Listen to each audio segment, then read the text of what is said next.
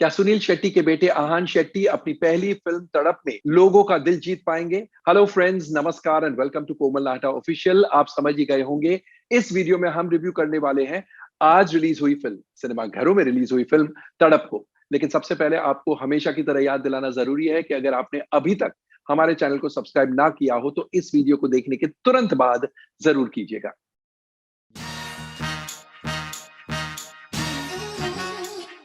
तड़प एक violent love story है, इंटेंस लव स्टोरी है। ईशाना यानी आहान शेट्टी मसूरी में रहता है और उसे प्यार हो जाता है मसूरी की ही लड़की रमीसा यानी तारा सुतारिया से।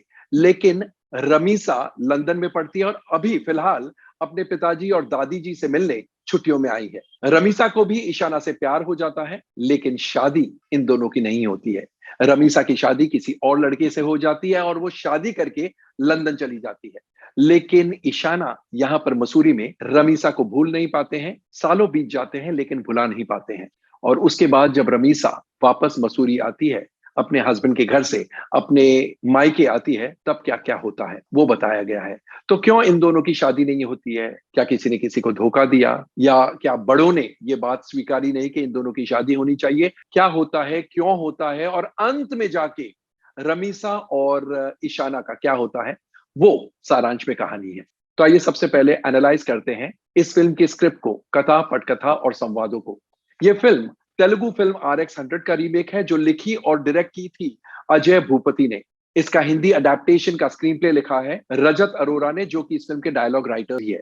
रजत अरोरा ऐसा लगता है कि फुल फॉर्म में है, क्योंकि उनका स्क्रीन प्ले बहुत ही फास्ट पेस है और ऑडियंस को इन्वॉल्व और एंगेज करके रखता है। एक मिनट भी सोचने का मौका नहीं मिलता है व्यूअर्स को, और इसलिए ऑडियंस का दिल और दिमाग दोनों स्क्रीन पर चलते हुए ड्रामा के साथ हो जाता है। ऑडियंस को लगता है अब क्या अब क्या।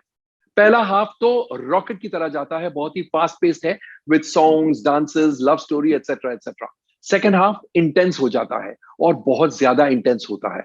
इनफैक्ट एक्शन बहुत ज्यादा है, जो कि एल्डरली ऑडियंस को, लेडीज को खासकर, बहुत ज्यादा डाइजेस्ट नहीं होगा। लेकिन क्योंकि लव स्टोरी बहुत इंटेंस है, यंगस्टर्स, उन्हें इस प्रकार का वायलेंस और इस प्रकार का एक्शन भी डाइजेस्ट हो जाएगा। और सेकेंड हाफ जो बहुत ज्यादा इंटेंस है, उसमें एक दो ट्विस्ट एंड टर्न्स ऐसे हैं कि ऑडियंस शॉक हो जाती है, अरे ये क्या हुआ। That differentiates this film from others of this kind. क्योंकि इस प्रकार की फिल्में हमने बहुत देखी है, लेकिन एक या दो ट्विस्ट ऐसे हैं जो पुरानी फिल्मों से इस फिल्म को बिल्कुल अलग कर देते हैं। प्लस एक और बात, जो राइटर रजत अरोरा है, वो मेलोड्रामा के जोन में नहीं गए हैं।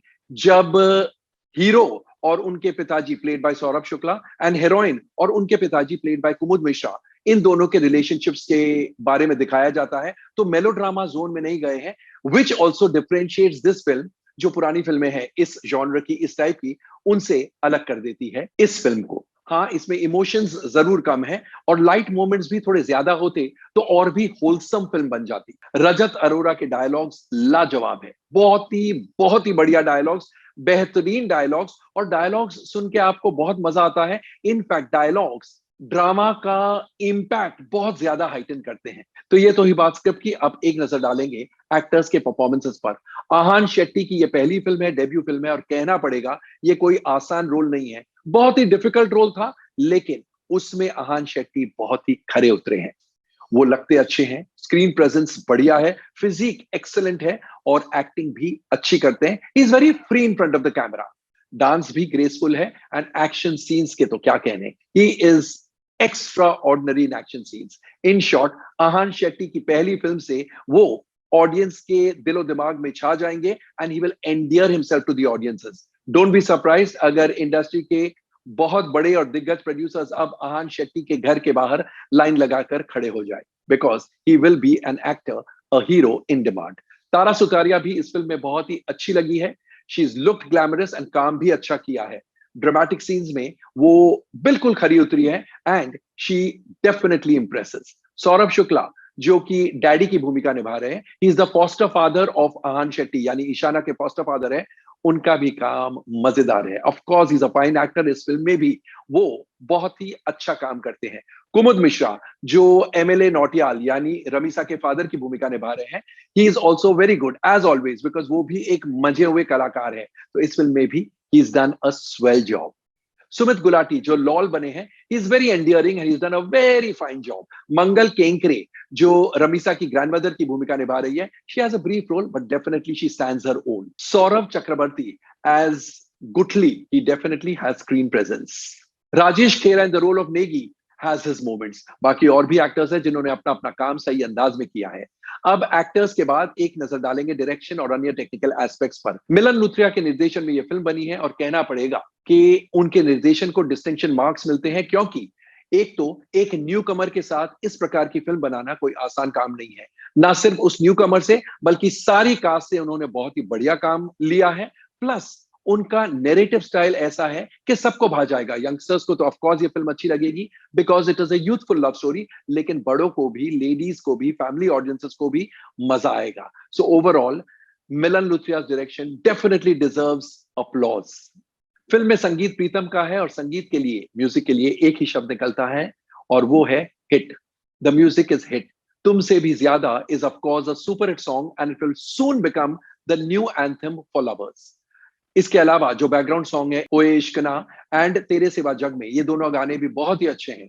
The first song of course is very melodious और second song is very entertaining and full of life, बहुत लाइवली सॉन्ग है।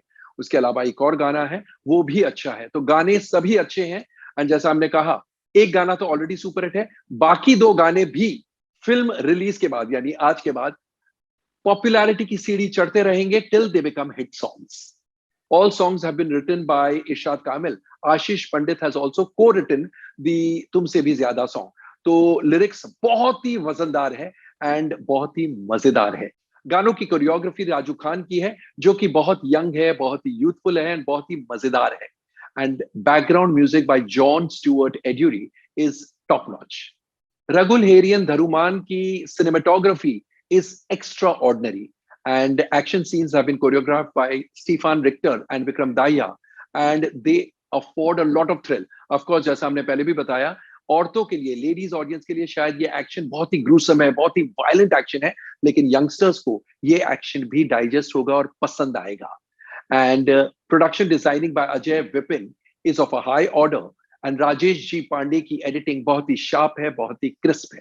तो ओवरऑल तड़प क्या है? It's a straight hit, no questions asked. इसका म्यूजिक और भी पॉपुलर होते जाएगा, दिन ब दिन पॉपुलैरिटी की चार्ट्स चढ़ते रहेगा। तो दोस्तों कैसा लगा हमारा रिव्यू ऑफ तड़प? कमेंट सेक्शन में जाकर अपने कमेंट्स जरूर पोस्ट कीजिएगा और अगर आपने भी तड़प देखी है तो हमें दो बातें बताइएगा, आपको फिल्म कैसी लगी और नए हीरो आहान शेट्टी के बारे में आपके क्या विचार हैं। टाटा, goodbye and take good care of yourselves.